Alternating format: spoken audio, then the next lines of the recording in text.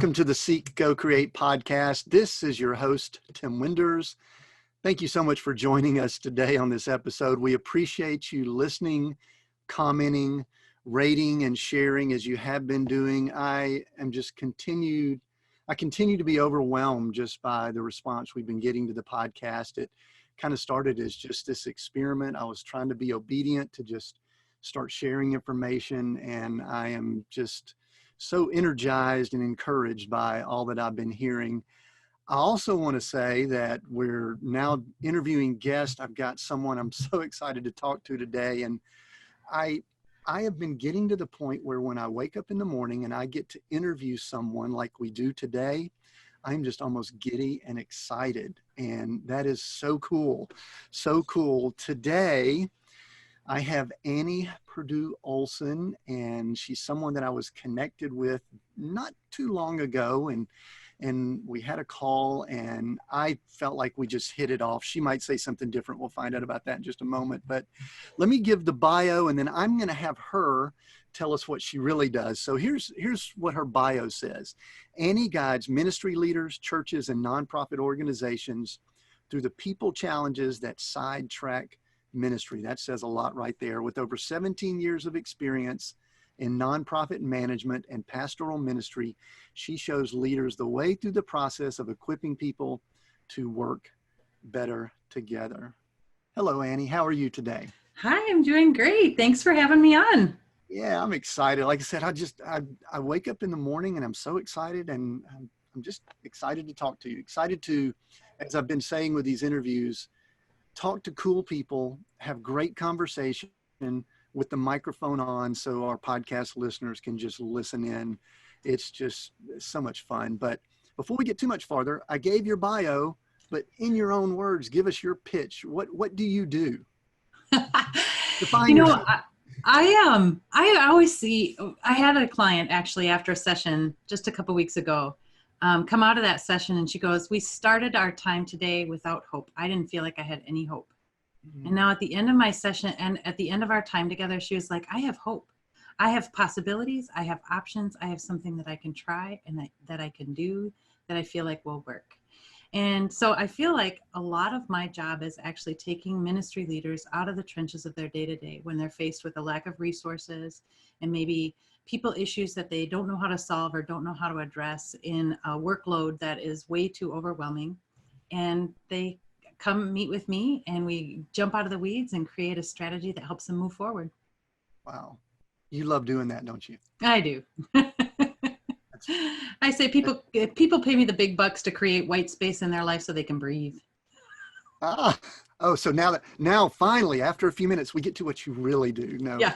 Man, I love that, giving hope, because, you know, in the world we're in today, regardless of what people are in, even in ministry, and I mean, I interact with people in ministry, they need it, don't they? Yeah, they really do. Yeah, because they're on the front lines in a lot of the battles that are going on. So, yeah. Well, very exciting. There's a term that you also use in describing yourself, or at least on your website, called leadership strategist. And I love both of those words. Tell me more about that. Well, you know, common language, leadership development consultant, that kind of stuff. And it's so much more than development. And I will help leaders get their development on if they need to. But I really love that space where I can pull leaders out of the trenches and say, let's strategize together. I don't have all the answers. I don't know everything that there is to know about leadership, but they don't either. But when we get together with the goal of strategizing, we can make an impact. Cool. So you work with them. Yeah. And some other words that I see described: teacher, coach, facilitator. I love all of those words. Yeah. So, all right, but I have to ask this, you know, because I do think that you and I kind of do similar things, which I think is cool, which is kind of probably why we hit it off. But in many ways, like you just said, and I think you said it very well, you don't have the answers. I go to your website, and we're going to give people links so they can connect with you and things like that. People, I think, might be led to after we have this conversation. But in many ways, can you really define what the engagement is going to look like up front? Mm-mm.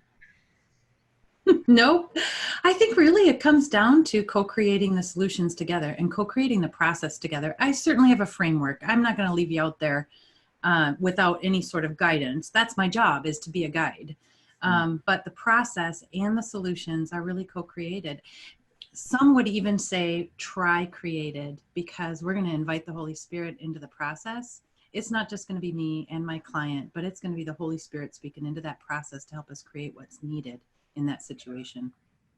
Yeah, that's excellent. Very cool. All right. Well, what we're going to do is we're going to go into some of those techniques and skills. I really want to pick your brain as far as leadership and communications, because you've written some on that, and I know that's near and dear to your heart. So we're going to talk about that later in this episode.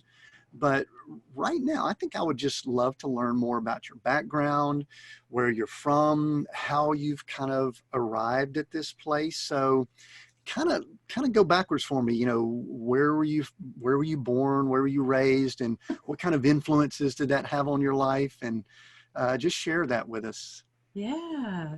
You know what? I was born and raised in small town, southern Wisconsin. And I have a big family. I love my family. All my family still lives in southern Wisconsin. I'm the only one that turned out to be a city girl over 30 years ago and have stayed a city girl ever since. I moved up to the Twin Cities in Minnesota to go to school, and I love it here. I love going home to visit my small town family and my small town experience, but I love the city, so I'm gonna be a city girl now. So when did you move to the big city? Did you just like get out of high school, pack up and move, or was there a process there? No, pretty much about a year lag in between being done with high school and heading off to college. But yeah, I came up here to go to college, assuming that I would move into ministry. That was kind of my goal and what I wanted to do, when in my early 20s when I was younger. So went to school to do ministry and then ended up not doing ministry for quite a while, actually. Interesting. So, but before we get off the small town in southern Wisconsin, something that maybe it's the age, I'm becoming not old, I'm becoming mature. That's the word I like to use. I like that one. I'm beginning to reflect more on, where I was raised and the things that may have been positive about it, and maybe some things that I need to overcome because of where I was raised. What are some of those things about where you grew up? You mentioned family and things like that, but what are some things that you took away as positives, and then maybe some things that you've had to work through because of where you grew up? That's really a good question. I definitely feel like now when I go home, some of the things that I gained from that experience of being in that small town is everything seems to slow down there a little bit. The pace just slows way down, and people are more calm and casual than my day-to-day experience up here in the cities. And part of that might just be getting out of my normal day-to-day routine. But it just seems like everything there is at least 6 months behind what's happening up here in the cities, and everything seems to just be at a bit of a slower pace. I really appreciate that. It's a nice balance to my experience. And even as I think back to my childhood, I would say things were a little bit more more relaxed and slower paced. I think one of the challenges of small town living is everybody knows everybody, and the relationship dynamics are, kind of like a small organization. And so, the gossip train and just some of the relationship dynamics and who knows who can oftentimes be a little bit awkward. So I actually appreciate just being able to go home and visit and then get out of that. Yeah. But I know that that's some of the challenges of small town living. But in some ways, that's informed the way that I do what I do when I help people solve their people problems, because it's a small town, it's a small organization, it's, people are real and have their challenges and interact in common ways, no matter where they're at and where they're coming from. Yeah, I love what you said about just the pace. We grew up in around the Atlanta area, and something about just getting in the car, spending 45 minutes in rush hour, which I don't know why they call it that, but sitting and then doing it again. And there's always this, I actually notice now as we travel and we we operate at a different pace, that things just kind of slow down for me. Mhm. When, of course, I live in an RV, so that's kind of an odd thing too. But when I get in and around a city, it's just kind of like I can almost watch my blood beginning to, pulse a little bit faster and things like that. So it's good that you've got both perspectives, I think. Yeah. I think it helps me because I can grab some of it from home and bring it back up with me. And some of those practices that I see my family engaging in and the people around me, and grab that and like integrate it into my own life just a little bit. I can be a little bit of a workaholic. I mean, I've had those tendencies in my life. So I think sometimes grabbing those lessons from my childhood, from my past, from my home, helps me to remember that there's more to life than work. Right. So you left small town Wisconsin, went to the big city, and became a leadership strategist, right? Right. Exactly. Now let's start talking that. No, so I mean, did you start going into the work world? I know that you pastored for a season, for a period of time. When did that happen? And Yeah. Well, anything straight out happen? of college, I actually went and worked in mental health clinics. So I did business management and mental health clinics for about 3 different clinics. And I really learned a lot. I think that working with therapists is a lot like working with pastors. So I think it prepared me a lot for some of the ministry experiences that I had that were yet to follow. But I did that for a number of years, and actually was worked for also a couple of different churches, more in support roles.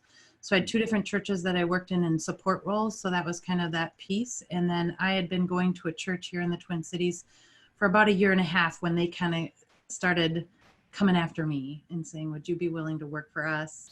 And it was like, how could I refuse the church that had my heart, So Sure. started working for them, and I did that for like 13 years, I think. I was in pastoral ministry there in a couple of different roles. So when I started working for the church, they had 5 employees. They were setting up and tearing down every week at a high school, and it was crazy. It was just crazy. And when I left, there was 60 employees, and we had our own building, 3 services a weekend. Wow. In that Tri-Cities area there? Yeah. Okay. Yeah. But before, there was something that you mentioned about mental health, though. Many would say that's, I mean, obviously this was a few years ago. I won't date you or age you or anything like that. It was a few years ago you were involved with specifically mental health. Many would say that's one of the primary issues that we're facing in our culture today.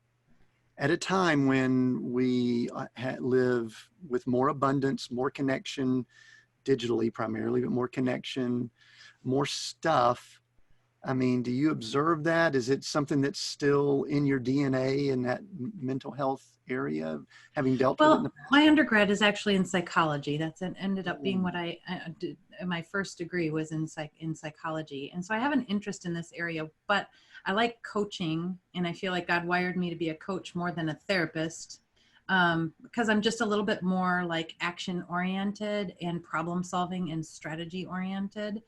But I do still appreciate and have a significant appreciation for the whole field of counseling and how important it is. I do quite a bit of mentoring of some young adults in their early 20s, and I am concerned about the wave of anxiety that has overwhelmed this generation that is now in their high school and college age phase of life. And I think we're seeing a real strong uptake in that. And I would imagine that social media has a significant contribution to that. Sure. Back when I was working in mental health, there wasn't much of those kinds of like social media influences. I mean, we barely had the internet. So now I'll date myself. And We couldn't even spell the internet back then. I couldn't. Yeah, I know. It was like www. Nobody said that. They all said the World Wide Web. We have a certain number of our listeners that just turned off the podcast with you and I haven't. Like, oh my gosh, these people, they're too old. Keep listening. We've got some wisdom for you. Keep listening. Yeah.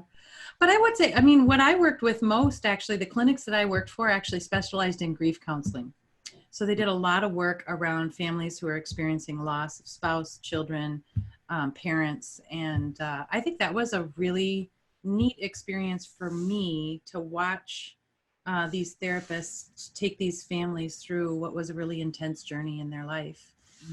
And using techniques that were really fun to see. They used therapy dogs with kids. So it was just really fun to, I don't know, just be a part of that and getting an understanding of grief from that perspective and from their perspective, I think was a really helpful piece for me a lot in my journey. Yeah, that's good. You mentioned one thing about that you're doing some mentoring with some teens and some young adults. Any other trends or things? I think it's so easy for people in, I'll say, my age group to be critical of a younger generation. I think that's always been the case. And then I'll almost say, why don't they work harder? Why don't they do things? But then I don't know that we understand the anxiety that goes with the always connected world that we live in. I mean, I think back, I grew up in the 70s, and it was kind of like the end of the age of innocence, in my opinion. But anything else you're noticing? Because I think all of this fits together with the bigger piece that ministries are dealing with, businesses, everyone. So what can you share about just some things you're observing? I am observing the pressure to perform as a pretty significant weight on kids that are in school. You know, the pressure to apply for college and know what you're supposed to do with your life and what your purpose is in life and what your calling is in life by the time you're 18. I mean, how many of us actually really knew that when we were 18 years old? I'm 55 and I don't know it. What do you mean? I mean, come on. So I think that pressure to perform in school, the pressure to perform in activities or sports or all of the different things that we seem to put a lot of pressure on folks to deal with. And, you know, even in terms of like YouTubers and the influencers and what they demonstrate and what they show that they can do, and the feeling that we all need to measure up to that, or that we need to compete with that, or that we need to be that good. And so I think that that pressure to perform is a significant challenge that our young people really have to address as they go forward in life. You know, one thing related to that, this just came across my mind. So you can say, no, Tim, I'm not sure that I agree with that. But I also believe there is an attempt to not make mistakes. It's perform, but not mess up, which they're related. I think they're cousins, but I've noticed this as I have dealt with I guess the younger generation. I think they were brought up in such a way. I mean, man, I screwed up a lot when I was a kid, but it wasn't online. There's no record of it, so people don't know about it. I couldn't go viral. It was like my neighbors that lived next to me saw me wipe out on my bike, you know, scarred from head to toe, and then we forgot about it after a few days. But now it becomes permanent. I mean, do you think there's something to that, or am I off base? I don't think you're off base there at all. I mean, as you were talking about that, I just heard that like they have to combine performance with perfection because they're essentially always on camera. I mean, back when I was in college, we used to talk about ministry being life in a fishbowl, you know, because when you're in ministry, you're standing up there and everybody's looking at you as a leader in ministry. But I think that what we're seeing is that whole like life in a fishbowl idea is actually just like being expanded to so many people in so many contexts. And we're not ready for that life in a fishbowl. We're not ready for life on camera. Yeah, I know. And so that's very interesting. One other thing too, you'll kind of get a kick out of this. We actually took a client years ago. This was back in the late 90s, from a referral from a psychiatrist. The business owner was going through therapy, and the psychiatrist said, "You need a business coach," which is what we were doing. That's what I do. And after about a year and a half, both myself and my partner at the time, we both agreed, we came to an agreement that we were not going to take any more referrals from psychiatrists. You know, I guess, you know, coaching is related to therapy, but they're different. So I will leave that with people like you that are professionals that can handle that. Yeah, I think it is super important to distinguish the difference between therapy and coaching. I am not a therapist, and I don't believe that's what God's called me to do, but it has a super important role to play on the journey that people need to go through to be successful in ministry, to be successful in business, to be successful at whatever God has for them. It has a role to play. Sure. I had someone recently that when I was mentioning to them I'm a coach, they go, "Oh, so you're kind of like a therapist." And I said, no, but I wasn't able to contrast it. Can you put the contrast in words for me and help out, Yeah. or for everybody listening too? Yeah, how I like to look at it as a therapist is really about healing and wholeness. And so they take a look at the different experiences in your life that have led you to come to where you are today. And maybe it's a belief system, or it's an emotional reaction, or hot spots in your life that you actually need to work through before you can go forward in areas in your life that God might have for you. Coaching takes you from where you are today and says, it's goal focused. Where do you want to go? I'm going to help map that out for you. I'm going to help you map that out. I'm going to help you figure out what you need to be able to move forward. So it's always future focused. It's always goal oriented. Mm, And so it's not necessarily digging into the past. It's not that we don't ever look at the past, because the past can inform the decisions that we need to make going forward in the future. mm. But it's a purposeful looking at the past so that it can inform where you want to go. That's good. Very good. So, all right. Well, there's a kind of an issue that's out in the world, especially in Christian and believer circles, about women in ministry. And you mentioned earlier, and I don't want to just keep moving forward, but you mentioned that you were a pastor, you're in ministry, you're obviously in a leadership role. I'm not sure what that was. Maybe you can share that with us. But not to get super duper controversial here, but obviously you believe that women have a place in the world of ministry. Talk to us a little bit about that. I have been blessed. I agree with you, by the way. So just Okay. talk to us about that. Yeah. And you know what? I grew up in a church and a family where women in ministry was honored and celebrated and encouraged. And then I have been a part of church families that have done the same. So I don't have a lot of experience actually having to be in situations where I've had to debate this issue. But I have preached from the pulpit, and I know that there are scriptures in the New Testament, especially in the Pauline epistles, in regards to women not being in a role of teaching over men. And so I am not well versed in the debate of it.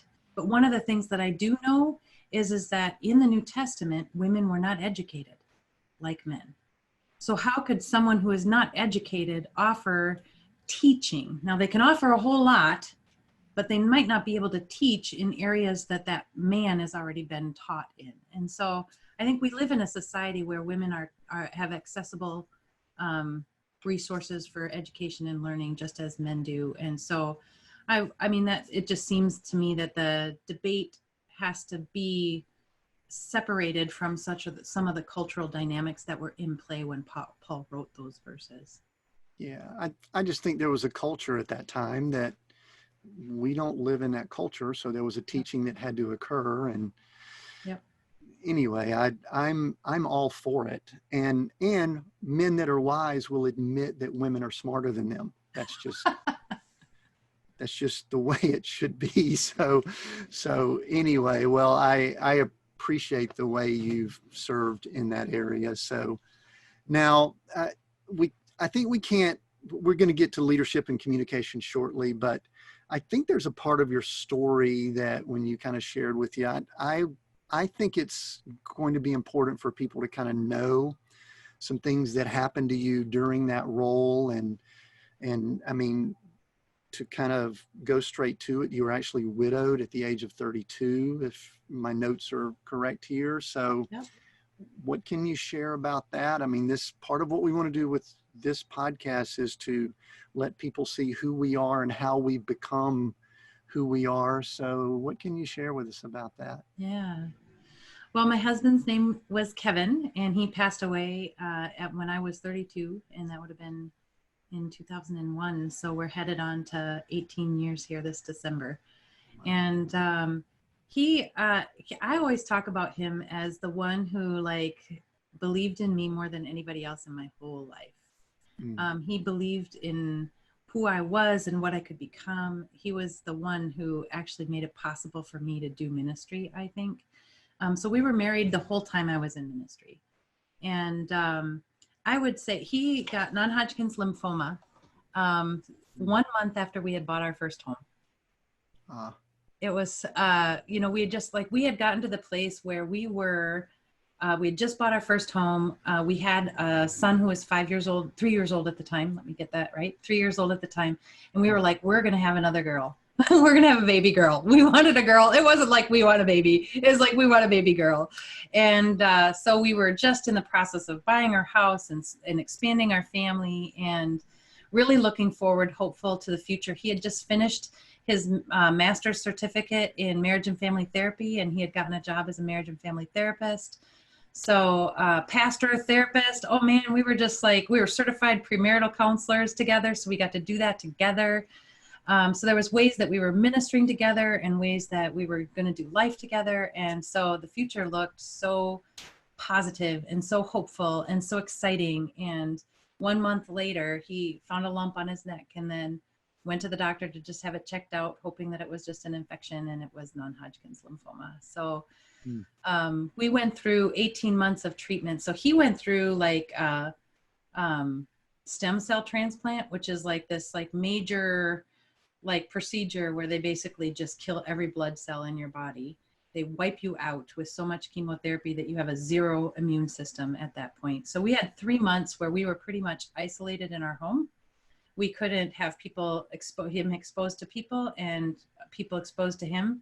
So we had to send my son down to my parents for the worst part of it in southern Wisconsin, because we couldn't have kids near us and any chances towards. So it was really isolating. And for me, being an extrovert, people person, it was like being in prison to be there and to and my husband was sick most of that time. So he was sleeping or resting. So I took on jigsaw puzzles actually at that season of my life to be able to just do something, because I still have a little bit of those workaholic tendencies. I got to do something. I can't just sit around. So I did a bunch of jigsaw puzzles during that time. But it was by Christmas time of the first year, he had been through the stem cell transplant. And then by February, so only about 2 months later, the cancer came back in full force. And we did so many different kinds of treatments. And the Mayo Clinic is here in Minnesota. So we get to go down to Rochester. It's only about an hour and a half from us. They just know everything inside and out. So he even got a chance to be a part of an experimental study down there, which we hoped would be really effective. And people in our church actually had given us a certificate to go to a bed and breakfast in Stillwater, which is this quaint little town right on the edge of Minnesota and Wisconsin. And that night, when we left to go, he was in good shape, thought he could do it. And by the middle of the night, he was not doing well, starting to have trouble breathing. So we woke up in the morning and had to drive down to Rochester, and fluid had filled up his lungs. And so they sent us back to the hospital here, and they kicked us out of the study because it wasn't working, and came back to the hospital. And it was the doctors down at the Mayo said, this is done, time to go on hospice. It's time to be done with this journey. And we ended up coming to the hospital here in the Twin Cities, and we were walking into the hospital, and one of my pastor friends, and who also happened to be Kevin's cousin, was coming out of the hospital after doing a visitation. And we ran into each other right then and there, and he prayed with Kevin in such a powerful way. It was like this God moment for us at our most moment of discouragement, when everybody was telling us that there was no hope. God showed up with a hope agent in that moment to pray for us and say, you know what, here's your hope, and we're going to give you hope. And so we went into the hospital and got the treatments that he had done, and found another treatment center that was willing to take him. And that treatment center gave him a treatment that he extended his life another 3 months. So he still passed away. But in those 3 months, except for the last 3 weeks, he was healthy and whole. One of the things that he loved to do was ride this little 50cc motor scooter from our home to my office so that he could take me to lunch. And so there was many times in that little season of time in that 3 months where he hadn't been able to do that before. And he was able to get on that scooter and come to me and do lunch. But he, December 19th is the anniversary of his death. It was hard day. It was a fast day. And I do think Kevin's wish was always that it wouldn't drag on and on and on. And he woke up that morning at 7 o'clock in the morning and just didn't feel quite right. Couldn't lift his head up. Something just wasn't working. We called 911, got him to the hospital, and he went home to be with Jesus 7:15 that night. And he's just like, I just don't want it to drag on and on and on. If Jesus wants to take me home, I want to go. I want to go fast. And we could look back on it beforehand and see the couple days before that he was ready to go. Yeah. You know, he just had been done fighting the battle, and he was just really ready to go. Right. Wow. Thank you for sharing that. What,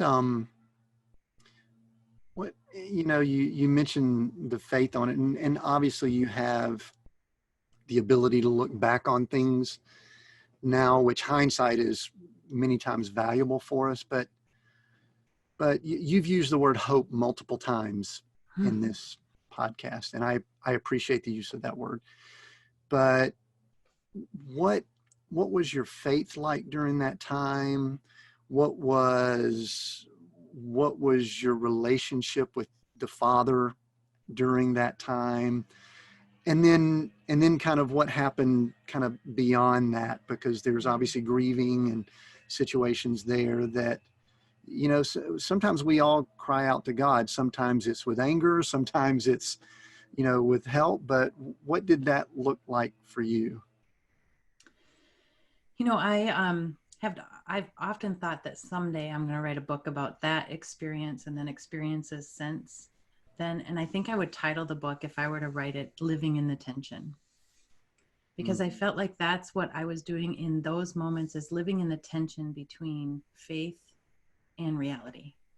There was the reality of going to the doctor and getting the doctor's reports and hearing the bad news and seeing the reality or the physical changes that were happening with my husband. And then there was this faith, this belief that God was bigger than the news that we were getting, that God is more than the bad report, that God is bigger than that. And there was amazing times of prayer. I can't even tell you how, so many stories of how God rallied our whole church congregation around this whole situation. We had people praying for us. This was back in the days when, email was just becoming a really big thing. Not everybody had email, but a lot of people did. And so I would send out email updates. Those emails were like forwarded out to thousands of people. They ended up getting forwarded all across South America, because we had some really good friends who were missionaries in South America. And it was just the faith that was built up as people saw the miracles. There was one moment when my husband couldn't walk, and he had a very special event that he wanted to be a part of for somebody that was really important to him. So we ordered up a wheelchair and we were going to get him there, but everybody started praying that he'd be able to walk. That Sunday morning, he stood up and he walked his way there. And we just saw so many miracles like that over and over and over again. And people will ask me the question of why. And there are certainly days when I've asked the question, why did this happen? And I think I can still live in the question of that. I don't know that I have the answer, but here's what I do know. I know God is bigger than any circumstance that we have in this world. I know that there will always be tension living in a fallen world, in fallen ways that things like this kind of stuff happen. But God is good.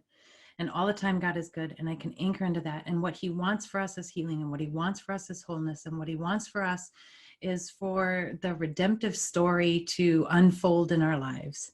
And so you hold on to that faith, knowing that the reality sometimes doesn't line up with that. And you live in that tension. Very good. And it was so cool while you were sharing that. I don't know. It's interesting, in the background, I had all of a sudden someone with the blower show up here on the side, which I was going, man, this is such a good story. And I've got a blower blowing in my ear. But what happened afterwards? Tell us what happened next. One of the things that I think was really important to me while Kevin was alive is that we never spent a lot of time thinking about or talking about what happens if he died. I think that was part of our commitment together. It was part of our stance of faith, that we chose to walk forward in during that season. I think it was also my choice to say, I am going to enjoy every moment that I have with my husband, and I am not going to spend time and waste time thinking about what if he doesn't. It has not happened, and if it happens, then we'll deal with it, but I'm going to enjoy every moment I can with my husband while he's here. I don't think everybody needs to make that choice, but it was my choice. And so when he passed, I wasn't as prepared for it as I probably could have been. And I don't regret my choice in any way, shape, or form, but I think that in some ways, the rug was pulled out from under me in the sense of my future. So I still had a lot of hopes that Kevin and I would do ministry together. I had a lot of pictures or visions in my mind of what that would look like. And when he passed away, I didn't know what to do. And I was still pastoring at the time. And I had this amazing church staff, an amazing church congregation that I can't even tell you how much they came around me. I mean, they sent people over to my house to clean. They did meals for us for 3 months. I had the men's ministry come over and like re-roof my shed and get the squirrels out of it for me. I had a whole group from the church come over and resod my backyard. I mean, it's just like these people were just totally in my corner. They were there for me. I don't know what I would have done without them, but I still didn't know who I was without Kevin. I didn't know what I was supposed to do without Kevin. And so there was a very bleak time where the future was dark. And I understood grief in a different way. Now, grief of losing Kevin was one thing, but the grief of losing my future was totally something I was unprepared to grieve. So fast forward, now you're a leadership strategist, but there's probably some gaps in between that we're missing, because that was 18 years ago. I don't think you woke up and said, okay, now I'm going to be a leadership strategist. I'm not making light of the situation at all, but no. But so how did you get your footing? So one of the things that I've noticed is that people in roles like yours, planners, strategists, things like that, or at least this is the case for me, is I have this fantasy, myth, whatever, that I can control things and I can control people around me. I can control outcomes. And I don't think God brings things on us. I don't think he puts pain, discomfort, and all that. But I think when it occurs, he can use that. So from this obviously very challenging situation, very difficult situation, what happens to someone who's wired with the strategy gene when all of a sudden they realize they can't control everything? I think there was probably varying things that I went through of growth in that area, because I totally get what you're talking about. The need to control or wanting to control things. And I think work was a way for me to do that. And even ministry was a way for me to do that. And being able to focus on what other people need versus what I need, and it helped me to feel like I had more control, because I didn't have control over my life. Maybe I could help control other people's lives. And so I think focusing and going headlong into ministry was a big piece for me. And I started more in ministry in terms of like more administrative, pastoral, human resources kinds of a role. And then I moved into this role of being a connections pastor was my title. And so it was about helping people get connected to the church, get involved in ministry, knowing what their gifts and talents were, and being able to use those for the kingdom. And I still retain the human resources stuff because I just love that kind of side of the work. And so I did really, I think part of it was just like even investing in other people made me feel like I had more control. I don't know that I've still fully been able to extract myself from that thinking in terms of really just like having a hard time with different needs to control the bad things that happen so that bad things won't happen. I think, I'm married now again, and I was married 3 years after Kevin died. About a year or so, year and a half after Kevin was when I started dating my now husband, Bernard. But here's where it gets all tricky. So we'll just like get into the tricky really fast right away. So Bernard, my now husband, is Kevin's younger brother. So I have known Bernard. I knew Bernard the whole time I was married to Kevin. He knows, he was there when the kids were born. I mean, it's just like he's just been a part of their life for all their life. And so awkward to start dating your brother-in-law, right? That was just awkward. So I think that there's part of like even losing, like I talk about, Kevin is the one in my life who believed in me and who gave me confidence, who saw in me what maybe I didn't see in myself. And Bernard is the one guy in my life who like put my confidence to work. And he was like the guy that said, okay, you got to do something with that. And it was, so a year after we were married, I went on and got my master's degree in organizational leadership.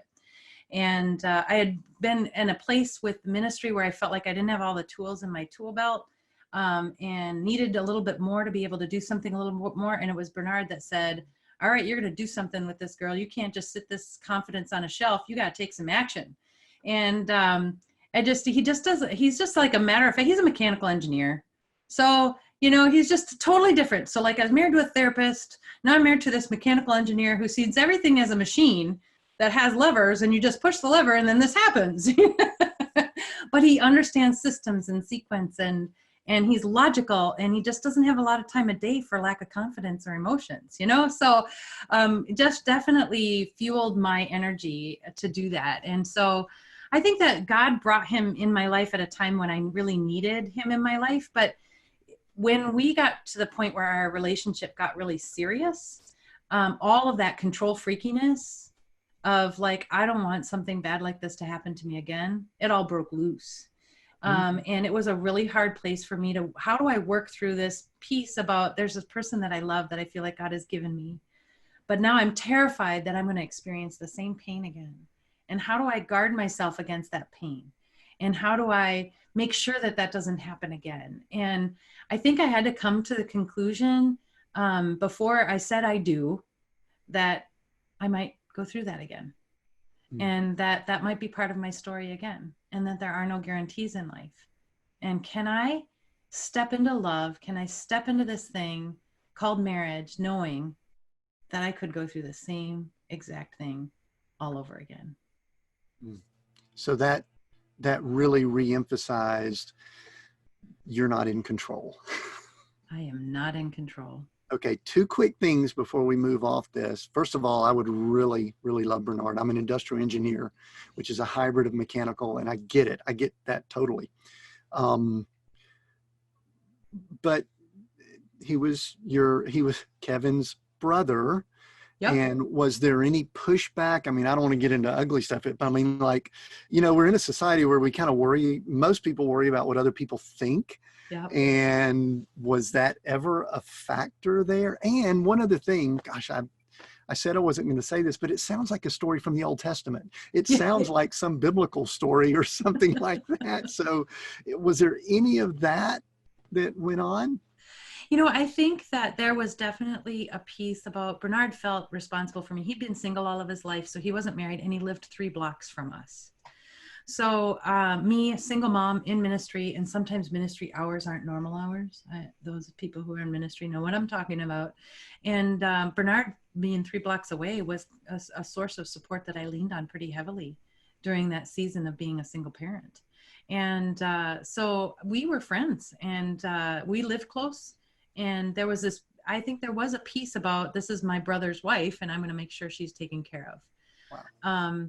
And so that it wasn't like we didn't have any contact for 1.5 years. What was really awkward is trying to have the conversation about, like, do we have feelings for each other? That was what was really awkward. And when we engaged in that conversation and actually did get honest with each other about that, it was still another 6 months before we told our kids and told anyone outside of a few close friends that we were dating. The couple reasons that were really important. This guy was really important in my kid's life. And so I do not want anything to jeopardize that relationship. So we needed to explore what our relationship was going to be before we brought that out into the whole family dynamics. And I think the other thing is that we did have some family dynamics that were a little awkward. And so, I mean, we were quick to tell our parents. So we told them pretty early on in the process, and my parents were a little concerned, and rightly so, that I might be looking for in Bernard what I had lost in Kevin. And that it was a rebound, or coming back to not really thinking through what the relationship really is all about, because I was just finding another Kevin. And so we had to journey through that with our families, and we had to journey through that question with ourselves, and asking the question and making sure that that wasn't really in fact the case. And so Bernard and I have been married for 15 years now, so I'm thinking we figured it out. 15 years, that's a long time in today's world as far as marriage goes. Thank you for sharing that, Annie. I believe that'll minister to some people that are listening in and just overcoming and going through challenges. What are some things that you've pulled from those experiences that you're now able to apply in, let's just go and say, in your business with leadership and communications and all of these other things that you can't just push that aside. It's part of who you are. What are some things that you bring into that when you sit down with clients and work with them? I think it has instilled a whole lot more empathy for me in the coaching that I do, not only around just leadership issues, but how life issues intersect with that. I did probably well over a year ago a survey of a group of ministry leaders and asked them what their biggest challenges were in ministry. I was surprised that actually isolation came out as number one, feeling alone at the top. And number two was burnout and feeling like there's more to be done than what I can ever get done. And then number three was all the different kinds of people challenges that you have: conflict, performance, workplace issues. I was convinced that workplace issues and people problems would be at the top of the list. But seeing isolation and burnout at the top of the list totally triggered my empathy and shifted a little bit of the way that I do the coaching that I do, recognizing that a lot of these folks are really isolated and they don't have the support that they need to be able to do what they do. So who's pastoring the pastors? I think there's a movement in ministry that has been pushing a lot more mentoring of pastors.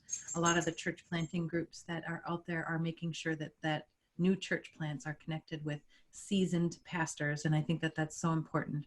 I think some of the denominations that I'm working with are really seeing that and actually formalizing mentorship programs for their pastors, because I think that that's so critical. But I would say that having gone through what I went through has given me a whole lot more empathy to how life circumstances really plays out for us in the way that we lead, and it actually can make it harder to deal with the people problems because we don't have capacity. When we're grieving, when we're isolated, when we're burnt out, it actually sucks so much energy from us that we don't have capacity to deal with our people problems. So then what I see people doing is that they push the people problems off to the side because they don't have the energy and the capacity to do that. I can empathize with that. So instead of saying, you know what, you got some problems here that you're not dealing with and you need to deal with them. Get going. Is I can say, I can empathize with this place where they're at. And a lot of times in ministry, the ideal of what they expected in ministry is not what they experience. And so they live in that tension of what they hoped for and what the reality is being a tension, just like I lived in the tension of faith and reality. I think we live in this tension way more often than we think in our life. And leaders live in that tension. And so what I want to do is empathize and validate with the grief experience that comes from this ministry isn't what I thought it was going to be. That's good. That word tension is such a great word. You've used it a few times. I work with a lot of people in the business sector, and it's so interesting that what you're saying, it's really not different. Oop, I heard the dog there. Awesome. and so what you're saying is that they're not really that much different between ministry and business, and really what we see is that leadership can be a very lonely, isolating. I think part of it could be pressure to perform, burdensome. I mean, we could pile on a lot of words here, but having said all that, your role is to step into that and to help with that. So let's talk more about who you work with. Who are, I guess we could sort of define an ideal client. Who would an ideal client be for you, if you can define that? Because I know people are different, but what does that look like for you when you engage with clients? Well, I mean, my ideal client is probably an executive director or pastor that's leading a team of 5 or more people. So they're trying to get these folks to work together to accomplish a mission. And I've worked with also like business owners who who have a small team like that, who have a very strong sense of mission that they're trying to accomplish, but they're getting they're getting tangled in the people issues, and they're not able to actually accomplish mission. So it can border anywhere from, these people have strengths and I don't know how to tap into their strengths, all the way to, we have a toxic working relationship and we're trying to figure out how we can undo all the toxicity that's happening in the way that we relate to each other. And there's a huge spectrum in the middle of that of people who are struggling with all of these different challenges. But usually I'm working with team leaders that are managing other folks in their organizations. Good. And what are some of the ways that you do? I know on your site, you've got some different programs and things like that. What does it look like to get started? And then I'm going to ask you about communications, because I can't finish up without getting your take on some communications issues. But what does get started mean to you? What does that look like? Yeah, my favorite way to get started is really to do what I call my accelerated coaching. I want people to get a leadership strategist in their back pocket for the next 6 weeks to solve their most pressing problem. So I really work with leaders to assess, what is that one thing that if you could just shift this one thing, it would have a ripple effect on your entire team. Let's tackle that one thing. So before we even start, I'm going to help them pick out what that one thing is and discern what that is. And so I spend time figuring out what that one thing needs to be. And then we take the next six weeks and we tackle that one thing. I really believe that leaders don't have a lot of time to spend on, ramping up and doing like 6 weeks of like self-assessment and self-awareness in order to be able to actually start getting things done. Now, that doesn't mean I won't use assessments, because I'm Myers-Briggs certified. I use StrengthsFinder, but I will use them along the way. We're going to figure out your problem. We're going to tackle your problem, and then we're going to bring in whatever resources we need to do it. Do they know what the problem is already sometimes? A lot of times what I see people do is coming to me with a litany of problems. Or should I say it this way? They come to me with a list of symptoms of all of the things that are going wrong. And so what my job is, and I think this is where this leadership strategist role really plays out, is to pick through all of the different symptoms that they're saying and get to the root of that and say, okay, so this is what we really need to address. All of these things that you're talking about are interconnected in some way. Let's find that connection, and then let's deal with that connection, because that's where the ripple effects will come from. If we can deal with this thing, it's going to solve this one and this one and this one and that one. Then we can go on to this one and deal with that. Right. So it's not one of these, I've heard medical professionals now say that because of all the medicines and pharmaceuticals advertised on television, people show up with a self-diagnosis. Oh, yes.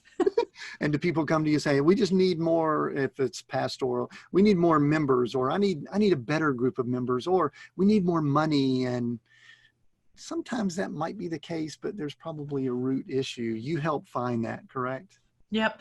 And I do have people that come to me and says, oh, we have a real communication problem on their team. Will you just come in and do your communications training with them? And it's not that I won't say yes to that. I will, oftentimes it will give me a lay of the land. So I love to go in and do that, because it will help me get a lay of the land and how the team is working and where some of their challenges are. But that is never going to solve the problem. A communications training will never solve the problem.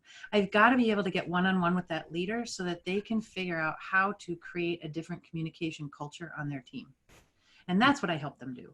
I see. And so, because that sounds like just a training many times is a Band-Aid. And for me, on my end, training is an event whereas strategy, coaching is more the process. And I've just gotten to the place where I enjoy process more. Sounds like you're the same. Yeah. Yeah, it's Yeah. more. Not that, I mean, I love to get up in front of a crowd and talk to people. Really, But that's not where transformation is going to happen. Yes, yes. My finding is that sometimes that feeds my ego more, which I have to be careful not to feed my ego.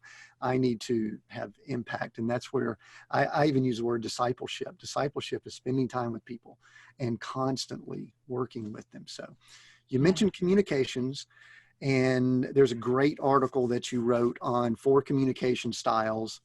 And I would love, as we kind of wrap up here, and we're going a little long, but I want us to spend just a few minutes on this. You talk about 4 communication styles that I think kind of peels away a little bit of the issues with communications and helps people understand. Can you talk about that for a few minutes? I don't know if you want to go into all 4 styles or at least hit it from a high level, whatever you would like to do. I'm going to let you just kind of teach us a little bit on these communication styles. That's great. I mean, communication is my most widely asked for, requested training. And so I decided actually to do a blog series to expand on these 4 communication styles. And so I'm in the middle of it right now. But the 4 communication styles are based on the Myers-Briggs type indicator. So I base it on that. So I actually have a self-assessment that I have people go through that helps them to figure out what their communication style is. You don't need to know Myers-Briggs. You don't need to know your numbers or your letters or anything else like that. Because what I've done is actually just created this assessment that gets you to the 4 different styles. I've given them names because people remember names way better than letters. They just do. And so the 4 communication styles are the problem solver. And now the problem solver is your get it done person. They do not like to spend a lot of time in meetings. They would much rather take action. They see the problem and they see everything as a problem. And they figure out what needs to happen and how to analyze that in order to be able to take action. So problem solvers, when they're communicating, are always communicating in the language of problems and solutions. That's all they talk about, and that's what you're going to hear them speaking about. They'll bring in data to support the evidence for the problem. They'll bring in data and analysis in order to say this is the right solution that we need. And their opposite is called the bridge builder. Now, the bridge builder is their opposite because they don't see everything as problems. They see everything as people. And they want to bring people together. They want to find common ground. So they will compromise on a solution to a problem in order to bring people together so that we can go forward together. It's all about moving forward together. When they're talking, they will often talk in language of like metaphors and analogies because they want to create meaningful connections. They're trying to put a word picture behind the vision that they have for what they want to accomplish. It is all about the people for them. And so they see everything as people instead of problems. And the strategic thinkers are communication style number 3. And they are very problem focused, like the problem solver, but they love to be able to dive way deep and get to the root of the problem. And so they do prefer brief and concise communication and logical communication. Like if you're going to talk to a strategic thinker, you want to first come and give them the bottom line that says, here's what I'm thinking, or here's the decision that I've made. Now, here's all the evidence that supports that. Because if you wander, you are going to lose a strategic thinker so fast. They are very goal focused, and they are focused on the future goal. They think 5-10 years out, and they are focused on the goal and how to get to that goal. And they create a plan for how to get to that goal, and they think through that very strategically. Their opposite is the compassionate connector. Now, the compassionate connector is like the bridge builder, is all about people, but they are all about practical needs. Practical, feet on the ground, here's what needs to be done today. So you can see the difference between a strategic thinker and a compassionate connector. The strategic thinker is 5 years ahead, goal focused, and the compassionate connectors go, what does that mean for today? Who is that going to benefit? And they see the needs and they gather resources to meet people's needs right in the here and now. They are common sense, feet on the ground communicators. And so they don't have the time of day for theories, concepts, or big dreams, out of the box thinking. No time of day for that. These 4 styles, when you put them on a team and put them in a room and you ask them to do a meeting, to solve problems, to set expectations for what needs to be done, they all 4 are going at it from a different angle. And so what I do when I'm working with leaders in the communication training is I'm teaching them how to speak a language that's different than their own. So if you're a bridge builder, how are you going to talk to that problem solver in a way that they're going to get it? If you're a strategic thinker, what are the ways that you can shift the way that you're communicating so that a compassionate connector will get on board with your goals? And so I do that in the training where I practice with them to help them do that. But when I'm coaching with them one-on-one, we rely heavily on that kind of stuff to help us navigate the strategies that we need to develop to get their teams functioning the way that they need them to function. Yeah, that's valuable. And, one thing you can see is, hopefully people can see this. First of all, I appreciate the passion, the way you talk about it. You can kind of tell what makes people tick when they get to talking. I'm kind of glad. Thank you for doing that. But what if you had a room full of just one of these? What is that organization going to look like? That would I be love good. that you brought that up, because I'm actually just today working on that blog. Because just because we're alike doesn't mean that communication is going to be easy. I think one of the challenges is, like, well, you could put two problem solvers or have a whole team of problem solvers. Well, they all may decide that the problem is different, and they all may come up with a solution that's different, and problem solvers generally feel like their solutions are right. So if you have four people that have different solutions and they all think it's right, you're going to have a challenge on your hand, and you don't have a bridge builder in the room that's going to help you find common ground. You get four strategic thinkers in a room, and they're all going to be thinking 5-10 years out into the future. And what happens with a whole group of strategic thinkers is that they spend all of their time strategizing, and they never get it done. So they come up with a solution for one problem and set a goal, and then they don't ever get to that goal before they're setting another goal. And so they don't have the compassionate connector that says, boots on the ground, what does this look like here? And so you get four bridge builders in a room, and they will love on each other, but they will not get anything done. They will have wonderful ideas, and they will spend all of their time ideating. And they have nobody there to call them on the carpet and say, okay, it's hit 2:00 and we need to get out of here. What are we going to do? So you really actually need all of them to, like, nuance each other. But, like, bridge builders can share ideas and never come to agreement on which idea to take action on. Strategic thinkers can circle around concepts and theories and stay there all day long, and never agree upon a theory and how they're going to move forward. And compassionate connectors are all about the people, and they will burn themselves out meeting the needs of people and then fighting over which needs are more important. So it's just like this, just because we're the same doesn't mean there isn't challenges there. I know. I read something early today. I think it was in my early morning reading, is that you can never learn things from people that are just like you. Yep. And it's kind of like you need all of this. So now you mentioned a link with an assessment. Is that on your website? Is that something that? No, it's not. Well, it is in my blog series. So every blog on communication will have a link to the communication assessment. Okay, good. So that might be something we can include in the show notes. Absolutely. I could definitely include that in the show notes for you. Good. We'll make sure that we do that so that people can connect with you, and we'll include your website and other places for people to be able to reach out to you. But we could keep talking. We have gone over by a few minutes what my goal is, but that's a good thing. What's next for you, Annie? What's coming up? What are you excited about? What's coming up in the near future for you? I'm just headed into a weekend away this weekend, where I'm going to do some strategic planning and kind of sorting out what is God telling me and where I need to go next. And I definitely see some things on the radar in terms of podcast and writing that I feel like I need to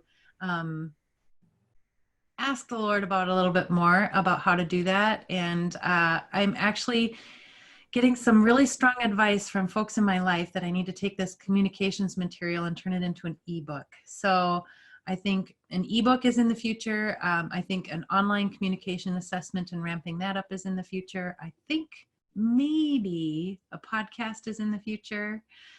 So we'll see what doors open with some of that stuff. And I am always, always, always about building more relationships with pastors and ministry leaders. And so I am always strategically thinking about how can I serve and how can I gift pastors the things that they need. That white space that just gives them the space to think. And so that's definitely in the future for me. Wow. Well, thank you so much, Annie. One of the things I like to ask guests as we wrap up, the title of this podcast has a lot of meaning to me for reasons that I'll go into at some point, but seek Go, Create is the name of this podcast. There's 3 words there. Which one, if any of those words jumps out to you, and why? Just as we wrap up, I'm going to let you share that. Hopefully one of them does. Well, you're asking me to pick one. Yeah, pick one. I'm going to make you pick one and tell us why. The first go stands out to me for sure. I mean, I am a go kind of a person, and I believe that if the car is not in motion, then you can't steer it. So let's get moving, and then we can see where we go from there. And then get people going with you too, right? I bet you're good at that. So. Oh yeah. Annie, it's been such a joy talking to you. Thank you so much. Yes. I can see with some of the projects coming up from you that we may circle back around in the future and reconnect. And I'm actually excited to hear about a possible podcast and other things like that. So awesome. Thank you very much. We'll include information to contact you in our show notes. Listeners, I hope you've enjoyed this. This has been so much fun for me. And as I say, my goal with this is just talk to cool people, have great conversation, and turn the microphone. And I believe we've done that and had a great time with it. So until next time, thank you for listening in to the Seek, Go, Create podcast.